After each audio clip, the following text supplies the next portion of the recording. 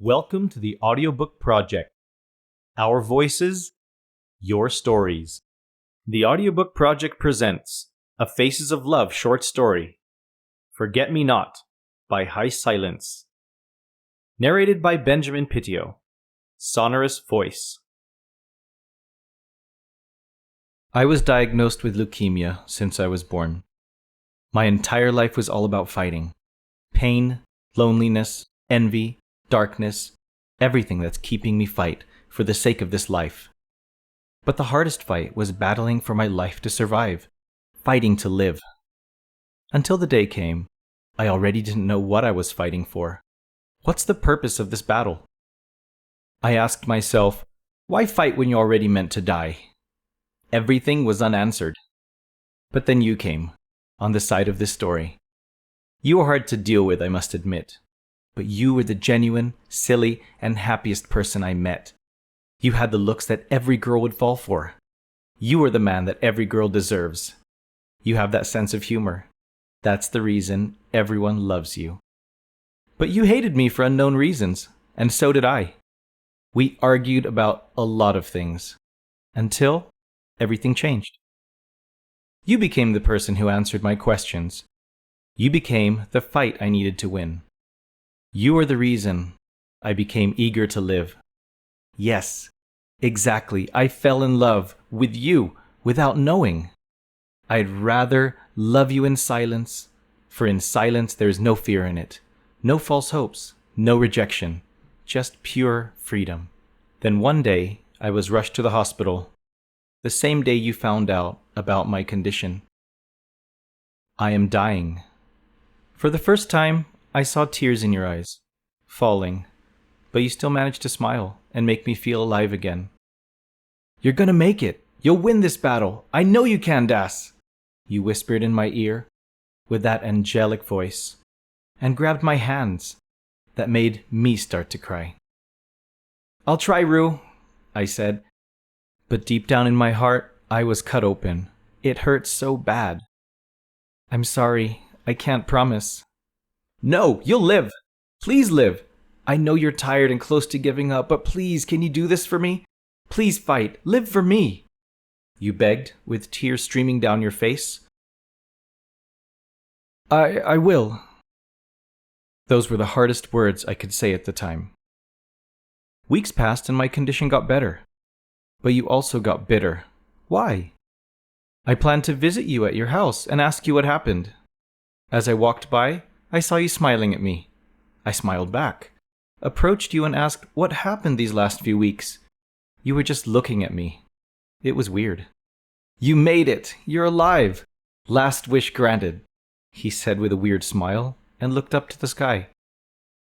I looked at him and I was about to ask why he's acting so weird, but I heard someone calling my name from a distance. I looked back. It was Ryu's best friend. Hey, what are you looking at? He asked and looked at the direction of the sky. I'm glad you're getting better. Lib would be happy. By the way, letter from Lib. He handed me the letter and I smiled. Lib was Ryu's other name. I'm the only person who would call him Ryu. I'm sorry for his loss. My smile faded when I heard that. I gazed back at Ryu to confirm maybe his best friend was just kidding. I saw no one. I was just talking to him seconds ago, but now he's nowhere to be found. I felt the tears were about to fall. What do you mean? I was just talking to him a while ago. He's here, I insisted. What? He's gone, Das. Tears started dripping from my eyes.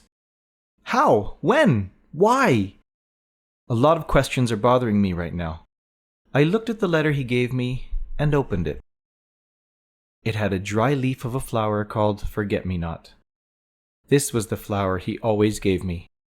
This flower is the symbol of us. Dear Das, I know if you're reading this, I'm already gone.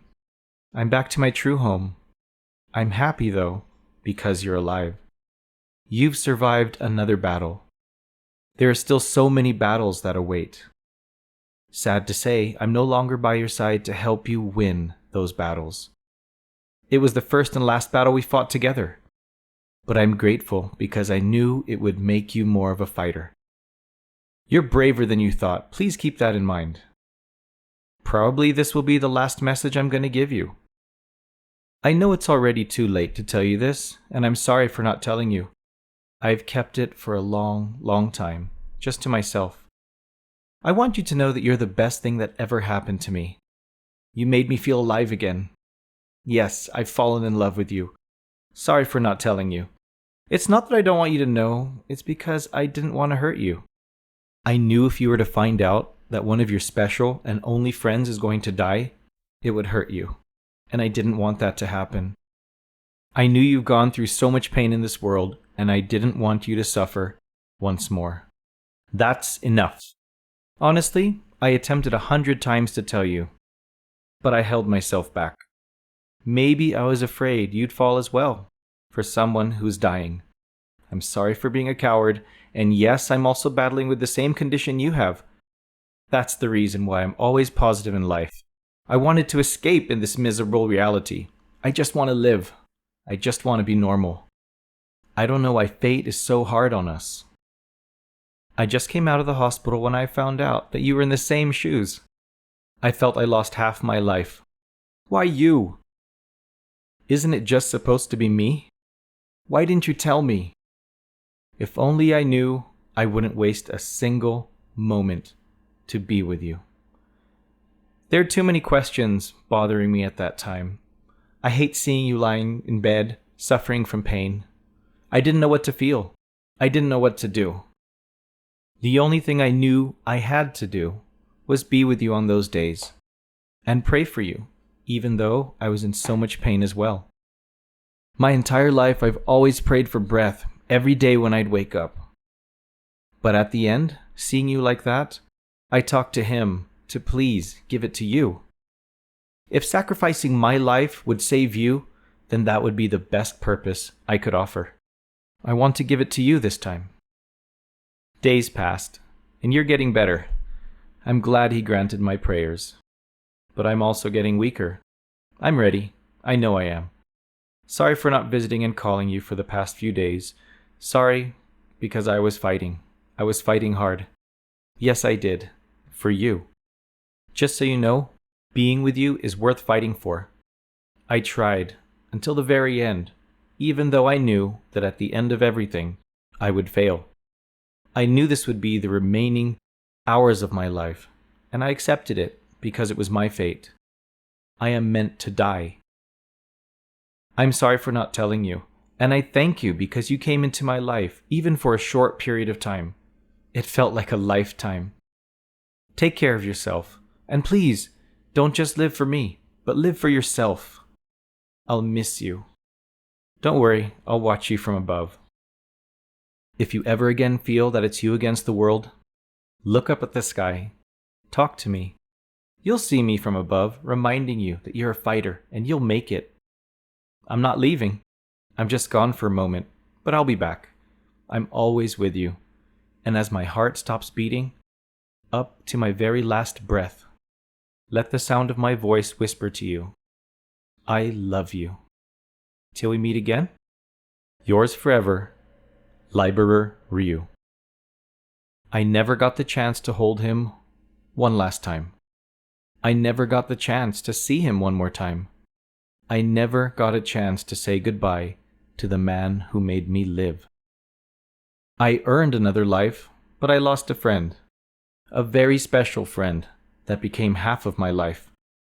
If only I knew, I should have told you what I felt. Thank you for coming into my life. Thank you for giving me hope. Because of you, I'm eager to live. I was your almost love story, and you are mine. Just like those forget-me-not flowers, my love for you is a promise that I will always live and remember, and I will think of you often. You will always have a place in my heart. You are the love that comes once in a lifetime, and I'll never forget you. Till we meet again.